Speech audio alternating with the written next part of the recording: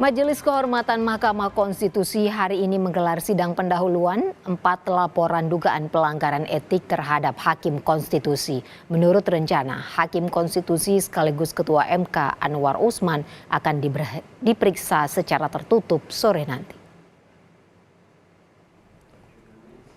Sidang pimpinan Ketua Majelis Kehormatan MK Jimli Asyidik didampingi 2 anggota Wahiduddin Adams dan Bintan Saragih. Sidang beragendakan pembuktian dari para pelapor yang menilai Hakim Anwar Usman melanggar kode etik Hakim Konstitusi.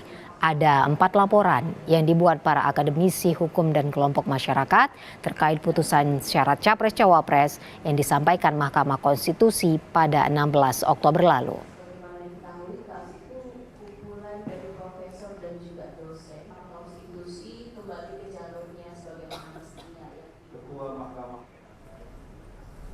Mantan Wakil Menteri Hukum dan HAM Denny Indrayana menjadi pelapor pertama yang menyampaikan pembuktian dalam sidang pendahuluan dugaan pelanggaran etik Hakim Konstitusi yang digelar Majelis Kehormatan MK.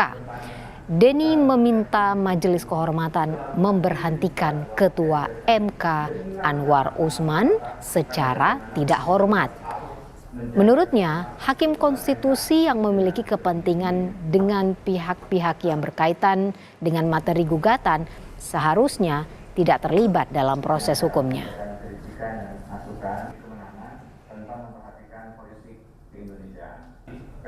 Di dalam Peraturan Mahkamah Konstitusi Nomor 9 Tahun 2006, terutama butir 5 huruf B, dengan jelas disampaikan bahwa Hakim Konstitusi harus mundur jika ada benturan kepentingan dalam penanganan perkara yang terkait keluarganya. Di situ disebutkan Hakim Konstitusi tersebut atau anggota keluarganya mempunyai kepentingan langsung terhadap putusan. Atau kalau kita baca dari atas, Hakim Konstitusi harus mengundurkan diri dari pemeriksaan suatu perkara apabila hakim tersebut tidak dapat atau dianggap tidak dapat bersikap dan tak berpihak karena alasan-alasan B.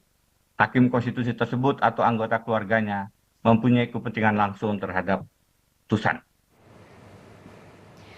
Kemarin Ketua Majelis Kehormatan Mahkamah Konstitusi Jimli Asyidik memanggil 9 Hakim Konstitusi terkait pelaporan etik putusan batas usia Cawapres dalam pemilu 2024.